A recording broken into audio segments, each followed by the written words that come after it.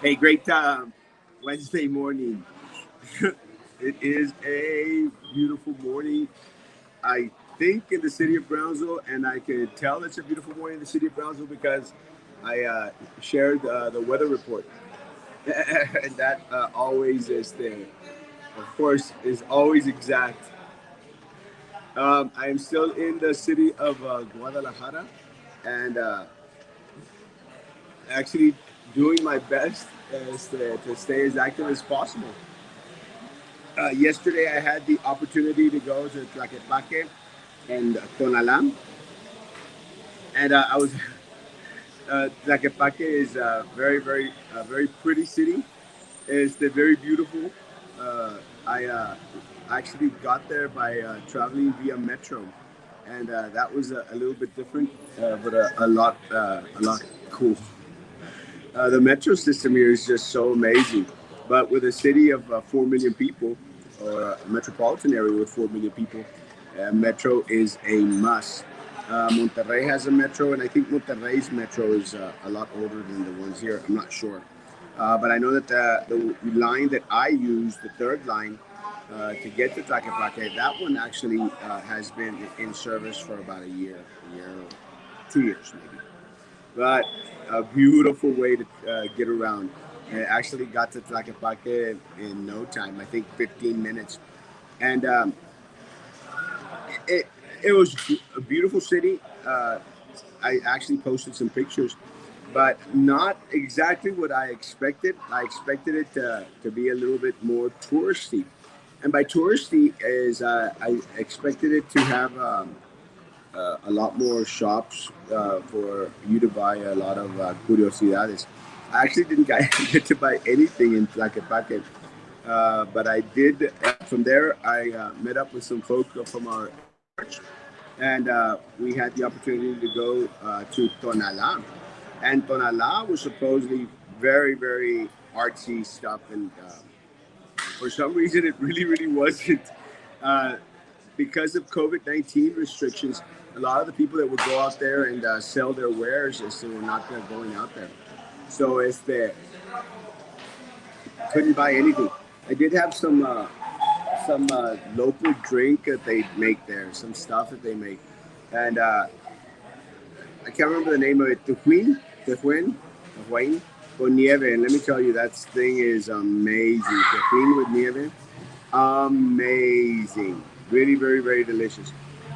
Spent the day at Tonalá, came back, uh, rested a little bit, and showered. Went to worship service yesterday, and then had supper with some people from church. Great bunch of folk up here in Guadalajara. Great stuff to see. Today is the day that I hope to be at Huachimontones. Huachimontones is the site, the pyramid type of site that I've been talking about frequently. So we'll see how that one goes. It should be very interesting. And I made mention yesterday that because of the way the schedule worked out, I did not have a show last night. And I did get some messages in regards to a lot of folk going like, well, "What's going on?" And I miss not doing a show. I want to be as consistent as possible, and I don't want to drop the ball in any way, shape, or form. It's just uh, it's just good to be away from Brownsville, and sometimes live streaming from out here is not as easy as I would hope it would be. But guys, please thank you for being patient with me. Este, I gave you good morning, Hector, my man. Thank you all for being patient with me. As soon as we're back next Monday, everything will be back on track, and I'm hope that you'll excuse me these next couple of days. That we are going to be kind of slow or iffy in regards to it. One of the things that I think local bloggers have shared. I was reading, watching this in Orlando. Hey, Michael, my man. Is that one of the things that I think that local bloggers are agreeing with me on is that news is very scarce right now. Even Whiteman wrote that things in the Silgate trial were very, very, very quiet, and they are, guys. Everything out there is very, very quiet in regards to local politics, guys. I think that that's the bus in the background, which you probably hear. Is the one of the other things that the bloggers were mentioning was how the FBI was so slow in moving. Guys, that's something that we experienced as when we went to go speak with the FBI in regards to just how slow they opt to move. Because in regards to systematic corruption, guys, there's systematic corruption everywhere throughout Brownsville and throughout Cameron County. So, I mean, I dare to say that they probably just have their hands full, and hopefully that they'll be out there as soon as possible. But everyone has gone very, very quiet. Now, I wonder if it has to do with the elections, the runoff elections that are going on right now. Because as we sit right now, guys, it's just it looks very interesting. I think the numbers were in for last night. Some 200 people came out to vote yesterday. Guys, that is dismal, guys. Dismal. Uh, I think I shared the post in regards to Matamoros, man. Matamoros had what 85% of the people come out to vote on Sunday. It's crazy. 85% of the people that come out to vote in Matamoros, guys. Take into account that we give people like 8 days, 8 to 10 days to no more, 8 to 15 days to come out and vote, and people still don't take advantage of it. I mean, our folks just opt not. It's, uh, it's just very, very unfortunate, but it is the reality that we live in. Is that voter turnout is dismal. We have Jessica Puente Bradshaw with us. Good morning, Jessica. How you doing? Good morning. Good morning to you. What time is it over there? So, how's campaign going? Everything's going great at Erasmo. Can you hear me? I can hear. Can you hear me? Yeah, I can hear you. Okay. Good. No, everything's going great. Just taking it to the next level. This run of the campaign's been a little bit different than the first run. It's just, I mean, this one has been just go, go, go with the team. So we're doing great.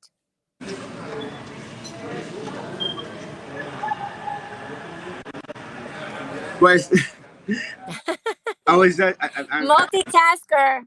it's kind of trippy. I'm sorry to get, but my hearing is horrible, and I'm trying to put up the volume as high as possible. But I am in a noisy cafe, so that doesn't help. But let me say that one of the things that I was just sharing with folks is how dismal the voter turnout is in Brownsville. I shared earlier this week how in Matamoros, they had 85% of the people go out and vote, of the registered people go out and vote. And that's taken into consideration that, other people in Matamoros, they don't have the same forms of transportations that we have here in Brownsville. Plus, Jessica, they went out to vote one day. One day. Here we've got, 8 to 15 days in regards to early voting and election day, and we get like 8, 9, 10% of the people to come out and vote. Isn't that crazy? Yeah, it's really crazy, and I don't know what's gonna fix that problem. I mean, like you said, one day of voting, and all those people went out. Maybe we're giving people too much time. Maybe we're making it too easy. I don't know. It baffles the mind as to why we have that in Brownsville, and it's precisely that prevents us from being a voice in our city government, at least in this case, right, for this race. So we have to be more proactive if we want to be the decision makers for our city, because not voting is not helping anyone. It's not even helping the people that are voting. Well, it's I honestly don't know anymore what the solution is.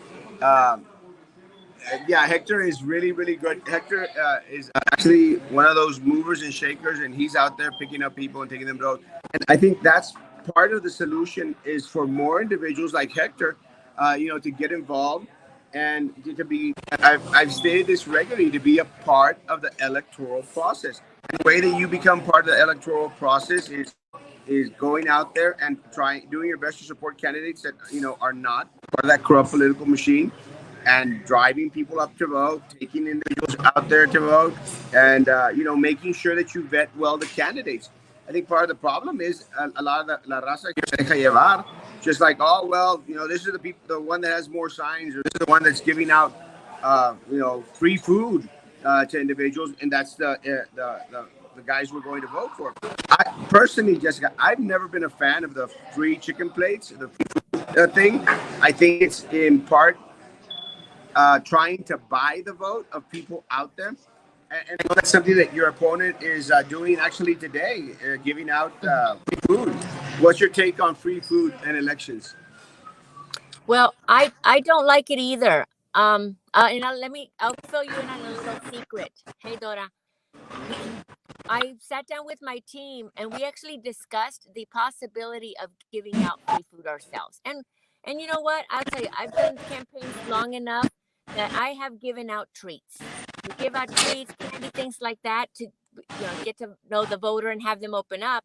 But I discussed the possibility of food, and while we thought about it for a moment, like, yeah, let's do it, we thought, no, that would be hypocritical because that's not what me and my team stand for. So we decided against it. But it's not hard. I could go and buy a lot of food, and definitely drive the voters in. But here's the situation: having people come out, and I get it. You give them food so they'll come out, but giving them food for a vote really just desensitizes them to what that vote really means and what it represents. And if you as a candidate respect the voter, then you would not treat them like como perritos, like, hey, mira la comidita, aquí está la comidita. So I think that it says something about the candidate, to some degree, definitely. I think so too. I think it's very, very Thanks, unfortunate. Hector. One of the things that I did see is, and I shared as well yesterday, was how there was this young man in Reynosa. I think it was Reynosa. It was Reynosa that actually took a bag of food, of groceries, and left it there at the polling area. And asking, well, what are you doing? They said the candidate tried to buy my vote. They're not going to buy my vote, and return the sack of food, because that's something, la despensa. That's something that's Mm-hmm. very, very common in Mexico. But people said, no way, Jose. So I'm wondering if that culture is being broken in Mexico, but it's a culture that is being brought over by individuals who think that if it works in Mexico, to give out free food, even if it's cooked or not cooked, is that maybe they think that more people are going to come and vote favorably for them. I don't know, and really, to me, it's just very, very disappointing that people do that. Right, but it's something that we saw 2 years ago at Mass. I mean, I remember, and here's the thing: ask the candidates where they give out free food when they do give out free food. And a lot of the time, you're going to get candidates who give out free food, particularly in the southmost area, and they're to me, it seems like I don't want to assume, but it seems that why do we give food to people in southmost, to some of the, in some of the parts of town that maybe have a lower income population?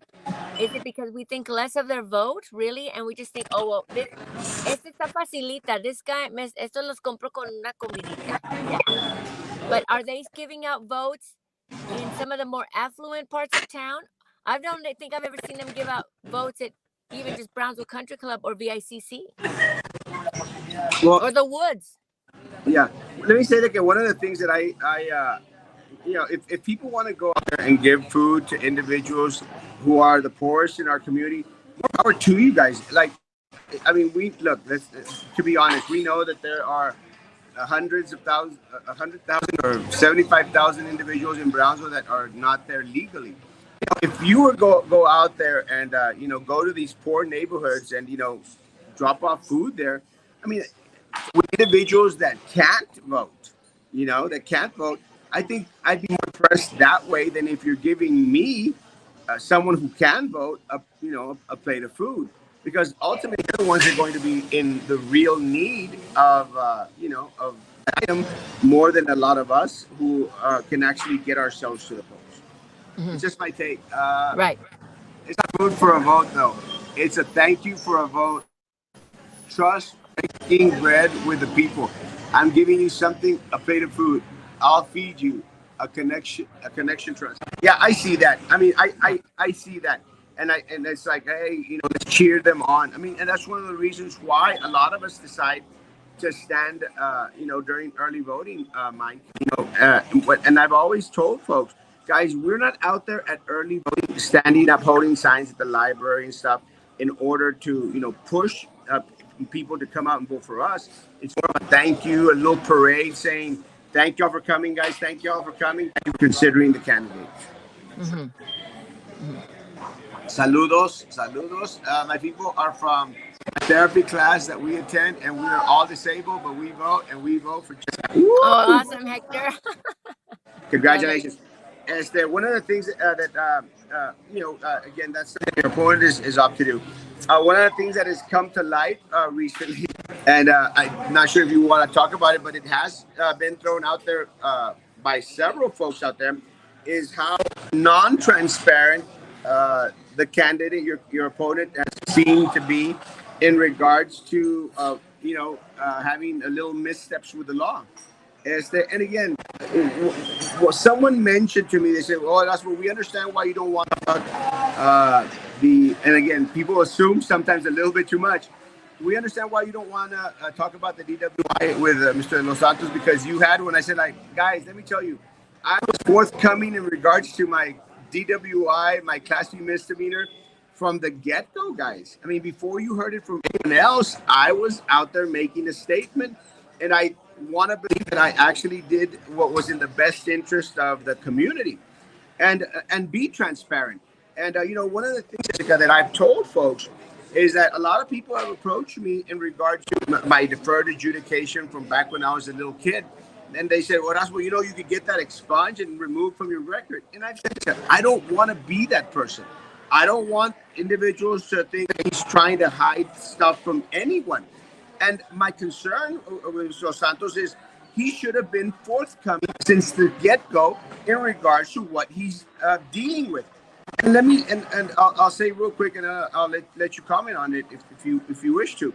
Look, guys, I understand that his advisors said do not speak about it, and I understand them saying that as a political tactic. But I want to believe that it's the wrong political tactic. You don't want to hide stuff from people that people can easily find through an open record request. Second of all, I would have understood a little bit more if the attorneys that he would have said, hey, don't speak on the case because it's an ongoing case. But then we come to find out, Jessica, that there's two DWIs. This is the second one. Then the first one's already been dealt and done away with. Why not speak about the first one and let people know? What's your take on it? Well, I think that. Can you hear me? I'm just hard of hearing. Okay. So, I think that you're absolutely right. Getting the information out before it becomes public is important, especially for something like that. I mean, I'm not talking the little stuff. That's a big deal. And to me, it's a big deal, not just because it's a DWI, but it's a big deal because you're going to court right after election day. This isn't like it's happened, it's done, it's over with. It's like, no, it's still ongoing. And after election day, if I'm elected, guess what? 5 days later, I'm going to court about this. And so that's something that is embarrassing to the community. Unfortunately, I do believe that, I'm sure he'll take care of it and maybe he'll change and not ever do this again. And that's his personal journey with what decisions he's made. But when it comes to just kind of the political part, the part where people deserve to know, deserve the transparency, you're going to be going to court afterwards if elected. that's the kind of thing that people need to know about, because they're entrusting you with a position that is very public. Now, if it's something that's personal and it doesn't affect me in any way as the public, then yeah, we could argue that he didn't have to do that.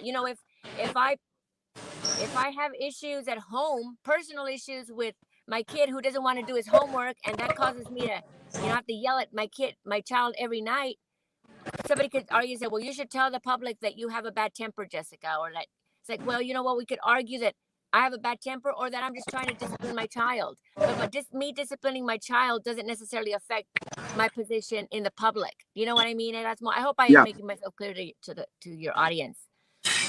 Well, one of the things that I've been very, very vocal in regards to the news media and how one-sided the news media is. And it's one of the things that I think that former President Trump, touted it to the point that the media is very, very biased and wants to sway things one way or the other. One of the things that I lived through, and again, I lived through during my time when I was dealing with a DWI, was that I was making the front page of the Brownsville Herald every day. I mean, for 3 months, guys, it was a constant, and it was every other day. And it wasn't like the second, the third, or the fourth page. It was front page news. Channel 23, Channel 4. I mean, they were all up and, sharing stuff that wasn't even true, Jessica. And I made mention of this, I think yesterday or day before yesterday. They posted out there that I was at a sex shop, adult sex store. It was absolutely 100% not true. But the news media, they actually do go out against anyone that has any conservative values and is very critical of local media. I have yet to see one story, one article in regards to the candidate wanting to be a city commissioner for District 3. Not a word in local media about the DWIs. And again, how is it that we go out there and find the information, the community shares the information, but the local news media is not saying a word? Right. You know, Erasmo, I was on KURV last night for just about 5-7 minutes on the radio. And before I came on, or as I was coming on, the two co-hosts were joking. And they were saying, hey, Jessica, we have Jessica here. She's going to tell us about what's happening in Brownsville. He goes, because we don't know what's happening in Brownsville. The only people that are sharing news are these bloggers. What's the run? And what's this and that? Because that's the only way for us to get news. And I'm like, that's embarrassing. It's embarrassing when someone from the Upper Valley is telling you, hey, we don't know what the heck's going on over there, guys. We're just checking out these blogs. And they didn't necessarily say the blogs were right. They said these bloggers were either making up stories or exaggerating stories to the point where we don't even know what's going on through them. So, luckily, we have a social media platform that we could use to still communicate and get information out, just like you mentioned, right? What's happening on Facebook right now with my opponent. And some of the information that's been shared. I haven't I haven't shared that or anything, but I have looked at that, I will admit. And so it's unfortunate for the voters, because it's keeping the voters ignorant to what's really happening out there. And that's not just about the bad stuff or the stuff that someone did on a weekend. Even within our own city government, how many reporters how many reporters from the Brownsville Herald have covered anything that goes on in the city commission meetings? I think it's crazy. It's a disservice to the community. It's horrible, because you want to believe what the media is out there putting out, and try to make an informed decision based on the facts. And it's just very, very unfortunate that our local news media doesn't report facts. And again, I applaud the different blogs, the different lives that are actually not out there pandering to candidates like some other folks, but that are going to be out there and ask the questions. One of the things, and I think you alluded to this, one of the things that came out is supporting your opponent, was how you actually live in Austin, Texas, and Oh, I was going like, I don't think it's in Austin, Texas, but you know, it's very unfortunate that this stuff comes out. What is your response to you living in Austin, Texas? oh, well, I'm going to say what I've always said. First of all, folks, I do not live in Austin, Texas. I do not. And that would be a lot of gas money driving back and forth to the campaign and then back home, or even just hotel rooms. But I do not live in Austin.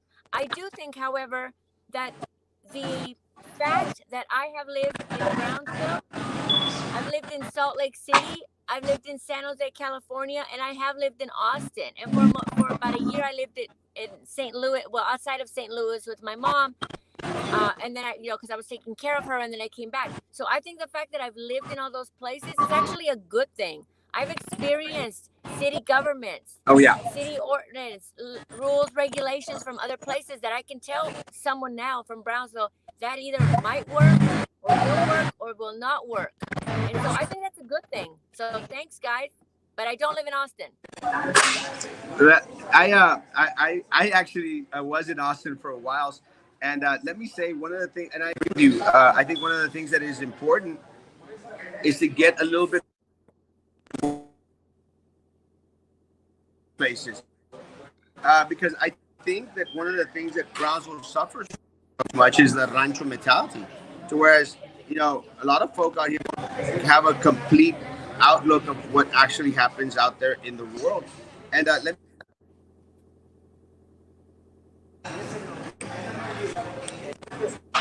hello, are you still there?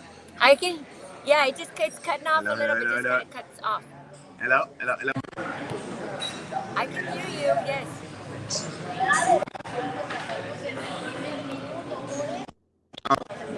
You lost Jessica. Are you there? I'm here. Can you hear me? Hello, hello? Yeah, I think I lost you for a bit, or we lost ourselves. Let me say, Yeah, going back into the real world, you get to learn a lot of different experiences out there. So I never have taken that as a negative. And then one of the things that I've always hoped is that our kids can come back to Brownsville, with what they've learned in regards to culture and everything else, right. and implement it to our community. One of the things that was shared by a couple of folks on social media, and it was in regards to your opponent's DWI, and how they took pictures of certain tattoos that he has on his body. And let me say, guys, and I'll talk about the first one. The one that really intrigued me was the one that I think is in his front torso, and because I didn't know what it was. I thought, like, is that a battery pack? Or what is that? And I thought it was kind of weird, like, I honestly couldn't distinguish it. And then a couple of people then said, it's a six pack of beer. And I'm going like, oh, man, why would you want? Oh, and I guess because it right there, it's the six pack. It's a I six guess pack. that's the reason behind it. But getting it's the irony of it. You're getting caught with DWI, and you're getting a picture of your six pack. Completely blew my mind, and I was literally laughing with myself. I know. Excuse me, sir. Are those open containers? It's it was funny. But the other one well, the one that one I thought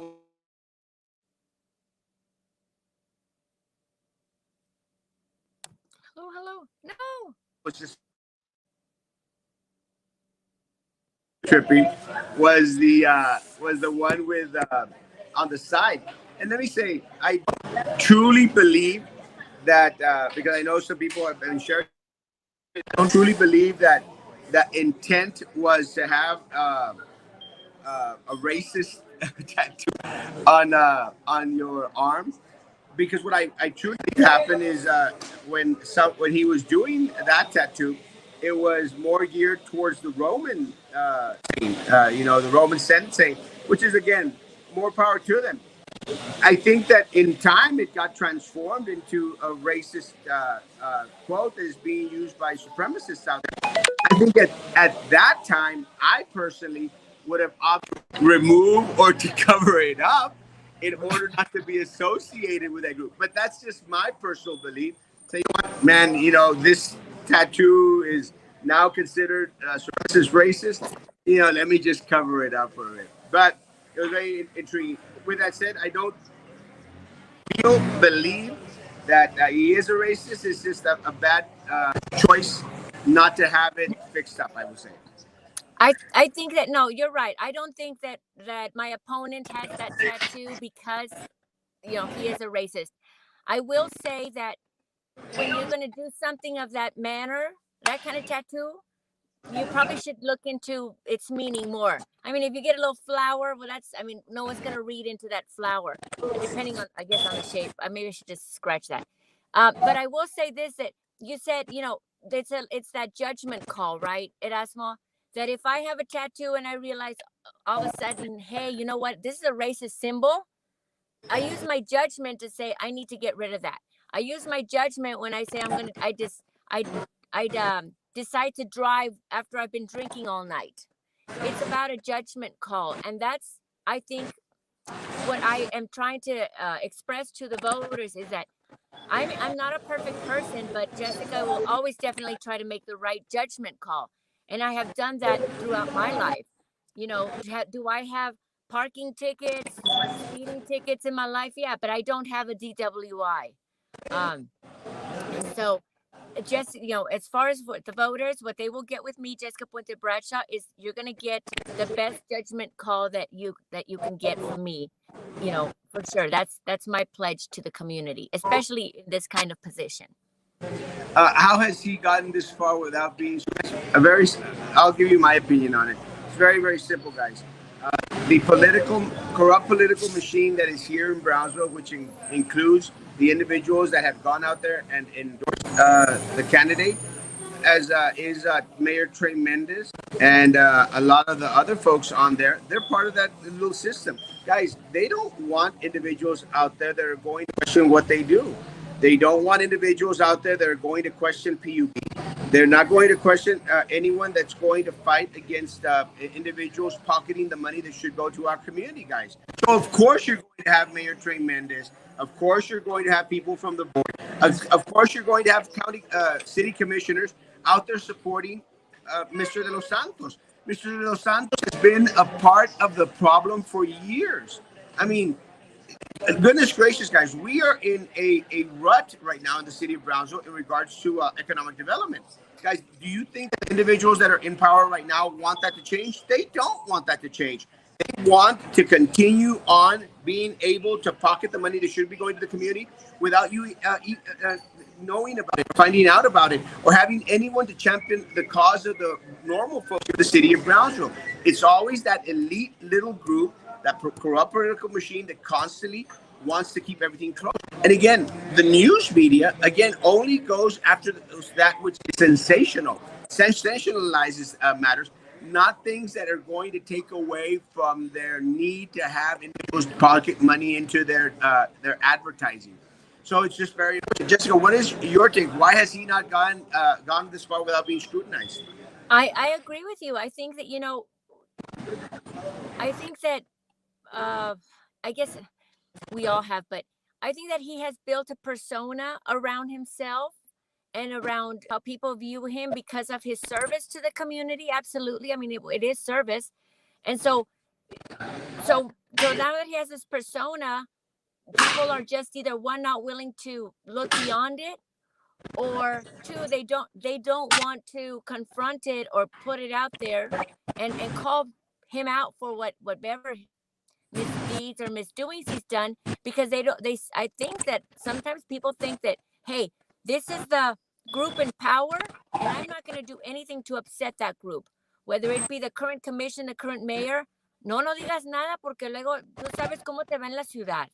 People who own businesses that are part of that, even still part of that community, but maybe not part of that really tight elite, they don't say anything and they don't scrutinize. And so no one who's around that circle, right, the regular folk, is going to scrutinize either, because they don't want to be on the bad side. But this is what I say. Let's a win for Jessica is not a win for Jessica. It's a win for us, for the community. Those of us who want to have a say in our city government and those who want answers from our city government. And I know for a fact that the current mayor doesn't care for me, and he'd rather me not be there. And he said that publicly to people that can corroborate that. And it's unfortunate because I have never said that I could never work with Trey or with Nurit, and heck, even John Cowan, who I've run against, I could definitely work with. So I'm here to work with anybody within the commission, but that does not mean that I will work for them or for their own benefit. My job as a commissioner will be to go there y prender la luz. Vamos a prender la luz. Let's turn on the lights and let's start asking the questions. When we have issues coming through the commissioner's desks, and it says, hey, this is where we're going to want to spend more money, are we to just give everything the stamp of approval and say spend, spend, spend, sure, no questions asked? And it really bothers me that we have a commission that asks very little questions, both of the city manager, of the department heads, of the bidding the bidding process that takes place, that we're supposed to come through and look, and it gets presented to them, and to them it's, oh, everything's okay. I mean, that's just not what we need to do. And if we get commissioners in there who do ask the questions, who do participate the way that benefits the community, guess what, Erasmo? People will start seeing that and will learn from that example and say, oh, we can. I mean, Erasmo, you and I have sat at your table at lunch. Thank you very much, by the way. And you explained to me certain things that even I didn't understand about BISD. So how do we learn that? From people either explaining it to us or being the example to show us how things are supposed to happen. And until we get a commission in there that answers the questions, that asks the questions, the public will never learn what it's like to have a true working commission, a commission that works for the community. Right now, all we know is have people ver gente que trabaja para ellos sí mismos. That's all we know. We don't know any better. So it's time to start educating our public through our example. Well, it's just very, very unfortunate. And I think that there's just so much out there that, the community has questions that have yet. One of the things that, we've come out and been very, very vocal just to PUB.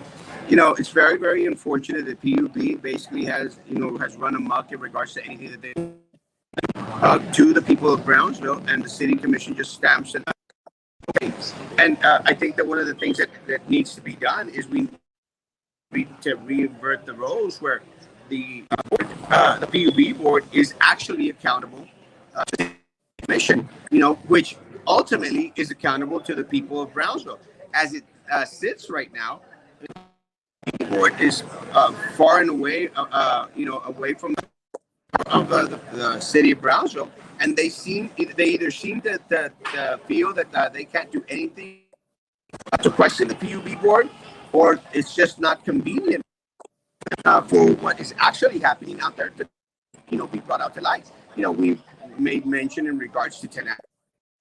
You don't know what happened to 135 million of our dollars out there that was separated in order to bring in this power plant that was going to provide so many kilowatts of community. We got nothing. The CEO and the top 2-3 individuals at PUB got 150%. They got a brand new spanking building that's $60 million. Why is it that we, the people of Brownsville, have to continuously pay for their luxury and we still live in the doghouse? And it's totally unfair. Erasmo, as you're speaking, I'm thinking, thoughts are running through my mind, and so let me share this with your audience. And don't worry whether it ties in or is relevant to what we just said or not, but there is a connection. Brownsville will not grow and thrive until we have what it takes to provide services, not just for our community, but for any future enterprise. I believe that, it's like, for example, the city, the port of Brownsville, it needs The canal, the waterway needs to be a certain depth to allow certain types of boats in. If you don't have depth, then you can only let lanchitas in.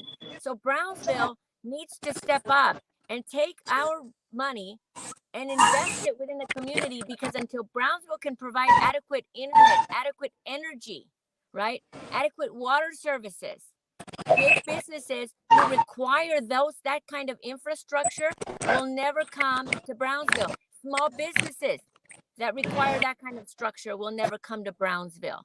And so we have to invest in our community. And let me tell you, everybody, the reason why Brownsville is not where it should be is only due to the fact that we have not invested in ourselves. Our commission, our city managers have not invested in us. If you don't invest in yourself, you can never achieve the next level. If I always look like trash, how am I going to get the better job? No one's going to hire me over the one that looks better or dresses better or smells better than me. And so Brownsville's in the same predicament, that because we don't invest in ourselves, we invest in our little mordidas, our special interests, our consultant fees. That's not an investment, guys. That's just throwing money away.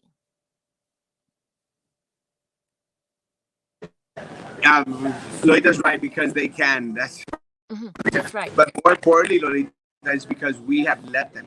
And I think it goes back to a lot of the city of Brownsville not thinking that they can make a difference. And let me say, like this, where the voter turnout is at 600 right now, guys. Every single vote that can come out to vote needs to vote. If you live in District 3, you must come and vote, folks, please.